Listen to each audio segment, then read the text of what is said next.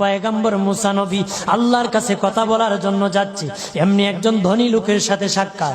ধনী কয়, মুসা রে, ও মুসা, আমার এত ধন হিসাব রাখতে পারি না, আল্লাহরে জিগাইবানি কি করলে আমার ধন কমবে? মুসা নবী কয়, ঠিক আছে জিগাইব। একজন বৃদ্ধার সাথে একজন মহিলার সাথে দেখা। মহিলা কয়, মুসা কই যাও, কই যাও রে মুসা? মুসা নবী কয়, তোর পাহাড়ে যাব, আল্লাহর সাথে কথা বল।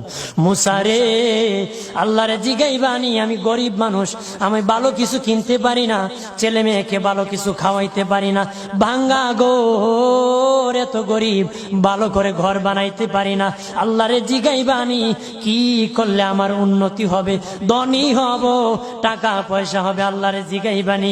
আল্লাহ মুসা নবী কয়, ঠিক আছে, আল্লাহরে জিগাইব, তুমি কেমনে ধনী হইবা? আল্লাহ